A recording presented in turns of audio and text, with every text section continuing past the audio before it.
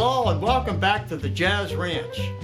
We've been on a sort of a hiatus because of the fickle finger of fate. Anyway, we're back and the cowhands are out joining around the fireside and they're singing bebop tunes to each other. Anyway, we try to teach them bebop, but they don't understand Donna Lee and Scrapple from the Apple, so they don't understand the sharp nines and flat nines, sharp 11s and 13s. So we're going to try to teach you something about that this evening, and how to play them in an interesting way by using chords that overlap, or what we call superimposing chords. Now, I played many years ago with Chet Baker, the great Chet Baker, trumpet player, and first tune he called, it was he coming into Hartford from New York, and he played the song called Dear Old Stockholm. He called that first for the tune. And we played it, and then halfway through the set he started yelling at us. He said, "You're forcing me to play as loud as I possibly can. I'm not Maynard Ferguson, you know." Anyway, we got so soft that the audience was going like this. They couldn't hear the band playing. Anyway, it was pretty funny. But anyway, that was my experience with Chet Baker. Now we will move into what I call superimposed chords and try to show you how to find those flat nines and sharp 11s and 13s. Here we go.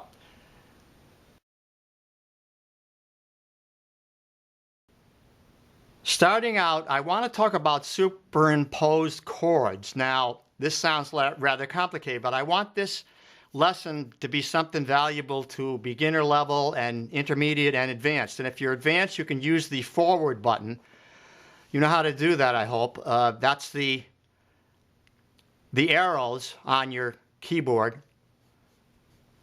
And if you want to slow it down or stop it, you can use the space button to stop it and start it. And if you want to slow it down, you can go into the wheel below the video and select speed at 0.5, so you can slow everything down. So I hope you know about that.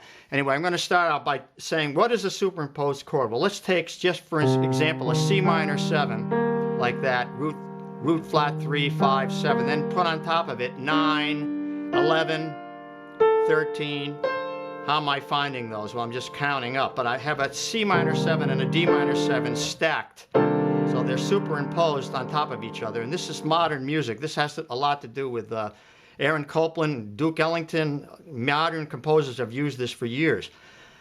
And I'm going to try to simplify it for you so that you can understand it and find it useful, not only for chording in a hipper way, in a good jazz type of chording, or also for pop music and so on, but also to improvise on. So now the first one I'm going to do is I'm going to talk about the suspended fourth. Now let's just say we're going to go up to the fourth step. We're going to hold it there, and that's suspended over the bar according to the traditional music, and then it resolves there to the third, like an amen. So now you can add the seventh, the flat 7 to that, like that. Now you have a suspended fourth with a 7th, or a C7 sus4. Now the other way I can do it is I can just take the triad there, the 3 notes, and move them down a whole step to B flat. Now I have a suspended fourth with a 9th. How do I know that? Root, flat 7, 9. There's my 9, and there's my suspended fourth, or you can call it 11, right? 7, 8, 9, 10, 11. So there's a dominant 11th chord, or I would call it a C7 sus4. Now that works for any key. You know, like if you're an F, you go down a whole step. So there's an easy way to find it. When you see a suspended fourth, it doesn't have to be a mystery. Or how do I find that? Just go down a whole step from whatever your root is. Like if it's G, go down. Now you can invert this chord on the top any way you like. That sounds good. As long as you have that root in the bass there, I can put an F chord here. Any inversion of an F chord is going to create a G9 sus now. So with the same thing with C, let's look at this. There's a C9 sus. Let's invert it. Any inversion will work. You know, so like you hear this in modern music, like, you know, usually resolves, or sometimes it goes. Eventually resolves like that to the 1, so it's used as often as a tension chord, open, and then more tension, and then resolve like that. So now, there's another way to think about this chord which is slightly more complex. You know, we started with the C going down to the B flat. The other way to think about it is that it's a G minor 7 against the C. Now what that means is the 2 chord, in which C is the 5, moving to F, now is played in its root position or inverted. And then the 5 is played in the bass. Now what we have there is the same type of chord. It's a root 5, flat 7, 9, suspended 4th or 11. So you can think of it that way too. So that's what I'm going to show you now in the example. I'm going to use that chord to show you a lick that I will play using these chords.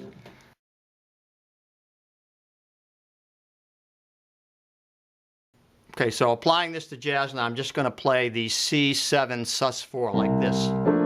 So like what I have now is the C in the bass, or the C bass, then I'm putting a G minor 7 chord, but I'm putting it into a 3rd inversion and then dropping the root, adding the 9th. So I'm getting that nice close voicing in there.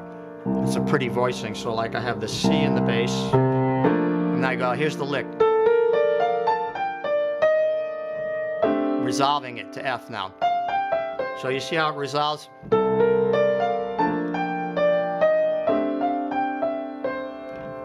Resolves to an F6-9. So now you have this. So now you can use that for chording.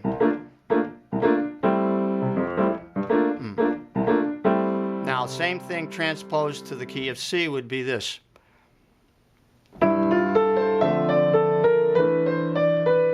Now this is written out for you, so you don't have to learn it here. You can slow the video down, you can go past this if you want to go forward and get to the more advanced stuff, but this is the beginning. So here I have a G suspended 4th with a 9th added now because it's the D minor. Now it's D minor in 1st inversion, adding the 9th, so now I have this. Now how about I resolve that if I wanted to? Well, it resolves like this. It always goes from the 4 to the 3, so, and then it resolves there to the C chord. So we're thinking of this chord as being a dominant 7th that's moving to a 1. And that's how it's applied here. So now the next step, we're going to move to the next step now.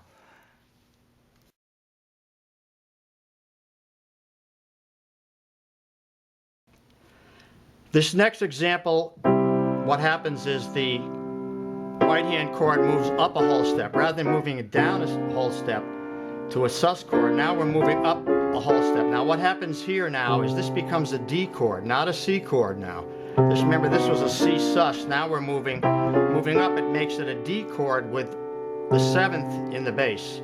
In other words, a D7, dominant 7th with a C below, creates a D dominant 7th, wants to move to G, so it moves like this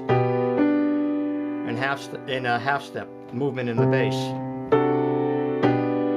Then it can continue like this. C7 resolves to F. So D7 resolves to G, C7 resolves to F, and so on. So now we can have this type of idea happening melodically. We'll create a lick over it. You can read this off the sheet.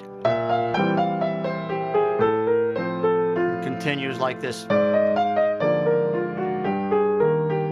And so on. It's really interesting, but anyway. There you have the second superimposed chord. Your first one was the sus. Now you have the D chord in 3rd inversion. 1, 2, like root, 1st, 2nd, 3rd inversion. Take the C down an octave. Resolves like that, and so on. Now we'll move to the next example.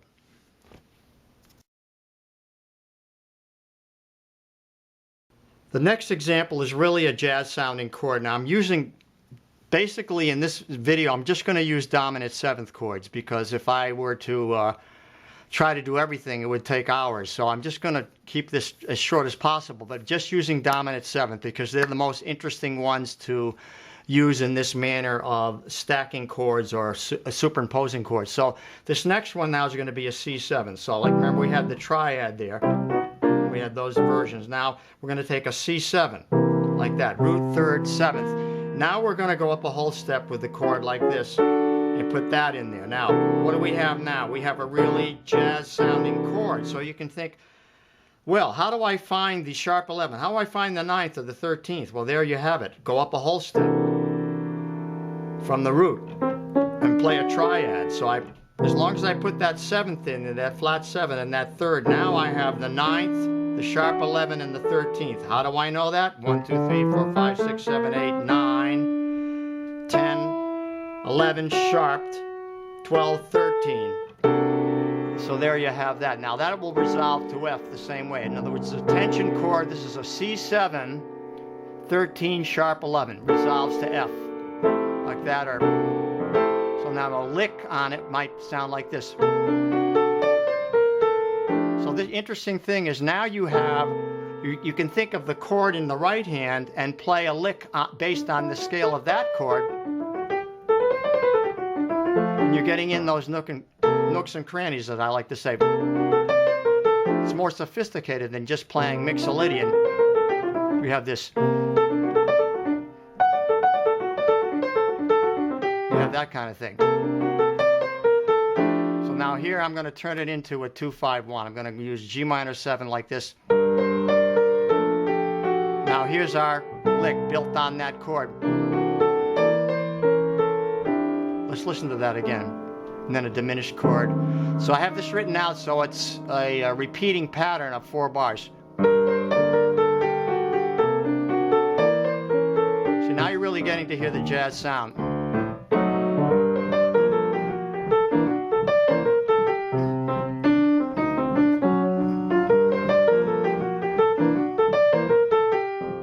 So there you have your sharp 11, 13 chord by just taking the dominant 7th and putting the D over it.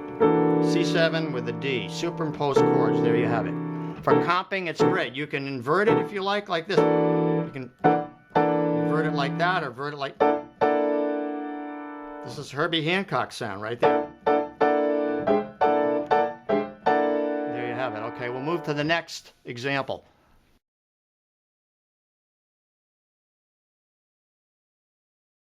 Reviewing so we understand this is the first one was, remember, down a whole step. The second was up a whole step. And then the third one was adding the 7th and putting it up a whole step, so that we have now a form of a dominant chord that is altered by having the 9th, the sharp 11, and the 13th. So the next one now is going to be a major 6th above. Now that means like this, 1, 2, 3, 4, 5, 6. So I'm going to now play a major triad here, starting on A. Root, 3rd, 5th. So now I'm going to have this. Now, I don't like that sound, so I'm going to invert it down. I'm going to take it maybe there. Now I have root, 3rd, 7th, and I have an A chord inverted. So now what I have, and I can put it there. If you like it there, you can have it there. But now this is an altered C7 chord in the manner of like it being 3rd, 13th, flat 9. Now how do we know that? Okay, there's the 7th, right? We know that's the 3rd, right? 3, 4, 5, 6. It's also 8, 9, 10, 11, 12, 13. There's our 13th, all right? So now there's our 6th, 7th, 8th, 9th, flat 9. See, now all I'm doing is going up a 6th. So like if you know that trick, or whatever it is, the rule of going up a 6th, now you're automatically going to get a 13th and a flat 9 in that chord. So you can take F, do the same thing. Go up a 6th, play a D chord over an F. You're going to have that flat 9 in there and that 13. Take a G chord, go up a 6th, it's an E chord.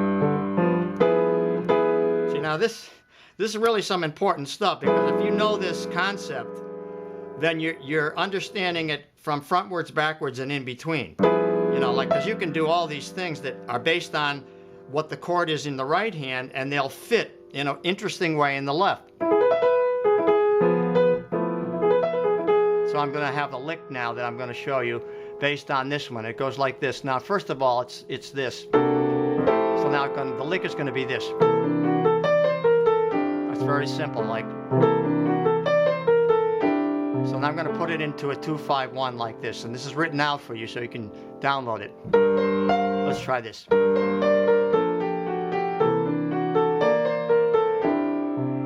And there's a diminished chord, so you can repeat it like a. You see, but it's basically that. It's pretty hip sounding.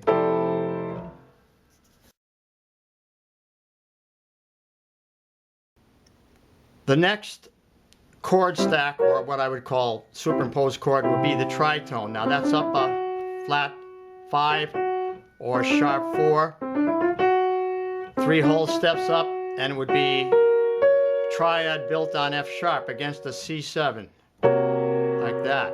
Now what do you have in there? You have, you can call it a sharp 11 or flat 5. The flat 7 doubled, and then you have a flat 9 up there. You can invert it, like you can get this sound, but it was used by Stravinsky and Petrushka a lot, like this. You stacked them.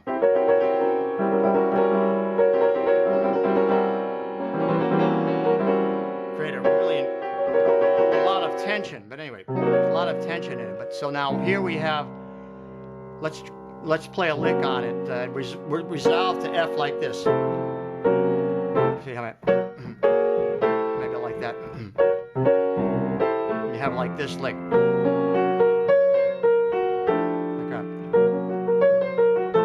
Gives you that interesting sound of having all those intervals in there. Now 2-5-1 would be like this.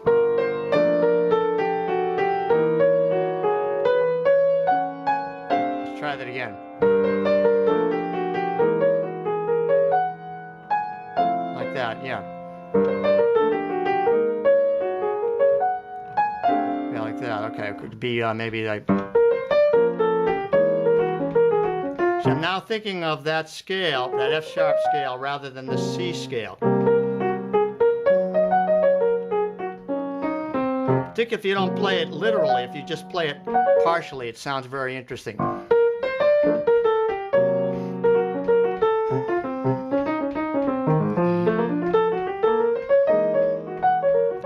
See, that kind of thing. So now we'll move to the next example.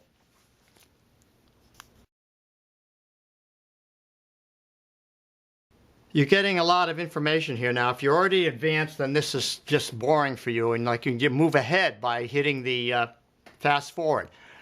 And that is the arrows on your keyboard. The other thing is you can stop it by hitting the space bar, or you can also slow down the speed by, as I said before, using the wheel below the video and make it a 0.5. So whatever level you're at, you can find this useful. Now, the next one is a flat 6. So I'm going to go up 6 steps, flat 6. Now I'm going to create a triad there and put it against the C7 there. Now what do we have? Wow, that's pretty interesting. Let's take it down in inversion. So what we have is a sharp 9 now with a flat 13 or a sharp 5, doubling the root. We have that kind of chord now. It's just basically a sharp 9 chord, but with there's a flat 13 there. So it's an A flat with a C7 on the bottom. So now, let's see. So it's 1, 2, 3, flat 9, 8, 9, 9 sharped, right? 9, 10, 11, 13 flatted. There you have it. Like that. Resolves that way. So now the lick might be like this. Like a, or maybe a 2-5-1 might be this. Or maybe.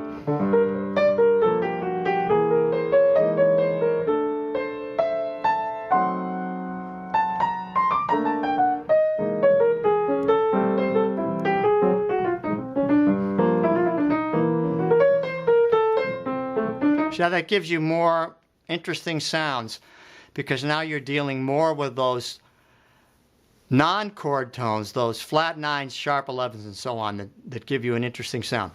Now we'll move to the next step.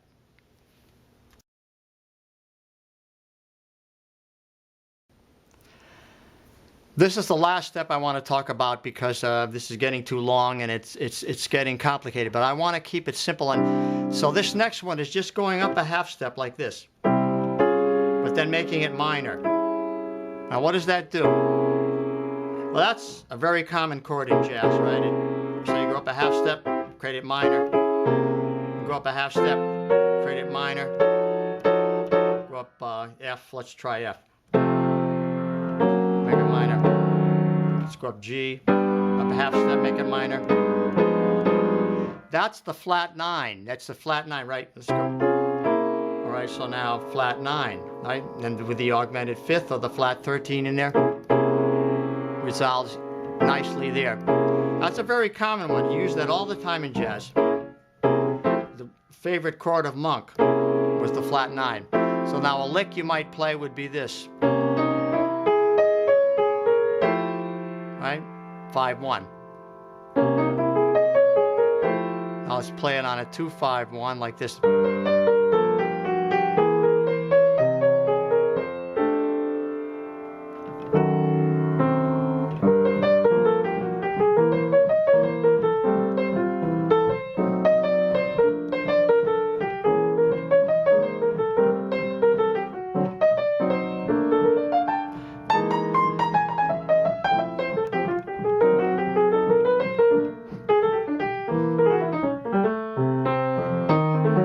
So these are very handy to have these ideas of how you move and superimpose the chords and then play on those chords that are in the right hand. Now let's look at this whole thing transposed into a different key.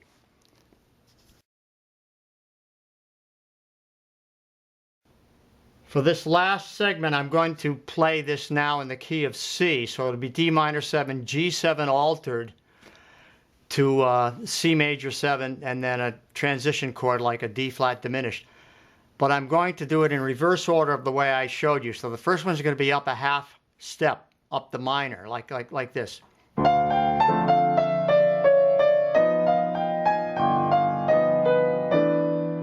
Like that diminished chord.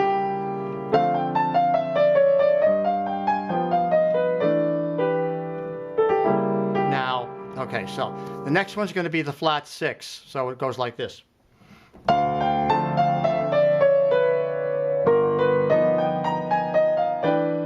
Slightly different, right?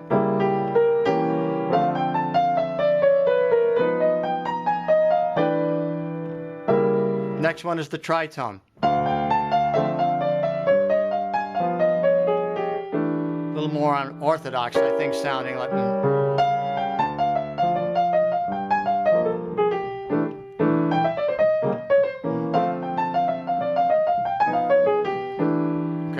Next one is the major 6. Now let's look at that.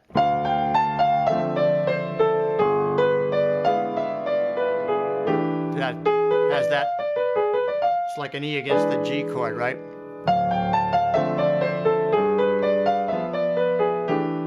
Like that. Now the next one is the whole step. So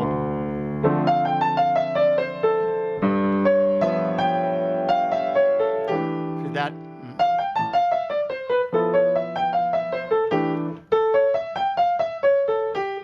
Whole step. So that's it. Wrapping up, I'd like to say I think the cowhands learned some of those licks, and I hope you did too. So until next time, I will say please write to me, please ask me questions. I'll be happy to write back to you. And until next time, I will say in the words of my friend Hermie Dressel, swing loose, and we'll see you next time. Bye-bye.